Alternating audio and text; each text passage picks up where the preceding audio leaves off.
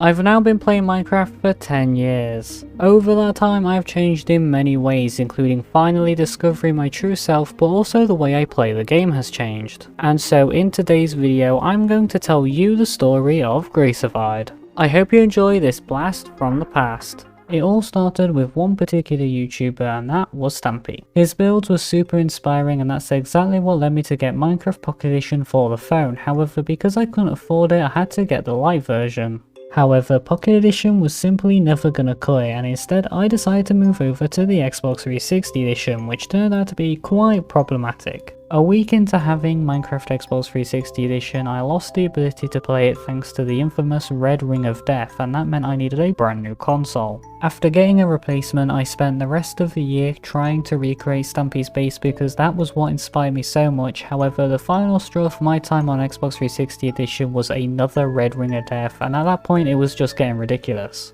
Luckily for me, at the time I'd recently fallen in love with Minecraft on the PlayStation Vita, and so it seemed like a match made in heaven. Well, at least I thought so. I did spend about a year on this platform, however it became quickly apparent that I wasn't going to be able to update the game thanks to storage limitations. But all that meant I ended up changing to a platform that would change my life forever, the PlayStation 4. I played Minecraft on the PlayStation 4 for about double the amount of time as the previous 3 versions, and that resulted in making a ton of worlds but also a lot of memories. And a lot of their memories are thanks to Minecraft Battle Minigame. Battle Minigame is a Hunger Games style game mode that was exclusively for Legacy Console Edition and is exactly where I met most of my friends. If it wasn't for Battle, I simply wouldn't have been a part of my good friend Aiden's amazing City World project, in which I was building a casino which sadly never got to be completed. However, during that time I was still creating my own worlds, most notably Survive the Mountains. Survive the Mountains is where 2 teams of 2 went head to head in an all-out war scenario, however it was unamplified. Whilst playing on this world was so much fun, unfortunately it wasn't meant to be, as trying to organise everyone to be on at the same time was getting way too difficult, so it didn't last much longer. However, at the time Bedrock Edition had just been announced for Minecraft on the PlayStation 4, and so it seemed like the perfect time to create a brand new world.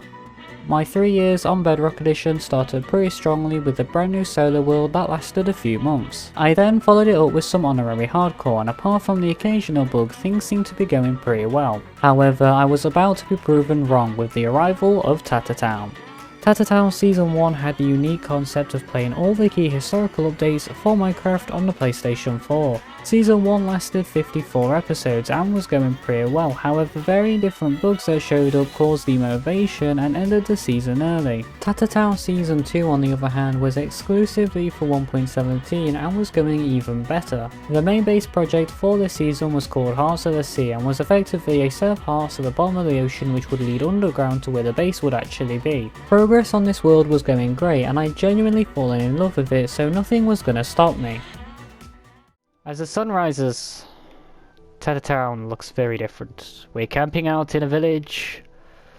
We have our first showcase farm of the world. I feel grieving. I feel the grief from a world taken from underneath me.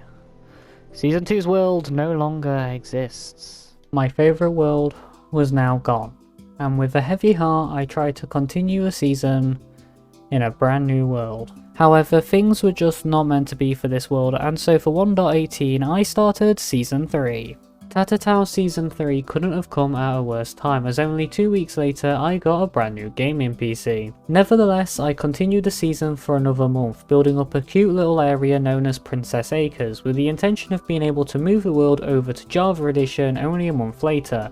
However, that was never going to happen, and so I needed to create some lore that was going to end the season and the series for good. And so with that in mind, I left a destroying world from an ancient evil behind. And with that, I also left Bedrock Edition behind. Since making the move over to Java Edition, I've played on 2 single player worlds and also 1 SMP. And despite playing Minecraft for 10 years, there are still many more stories to tell.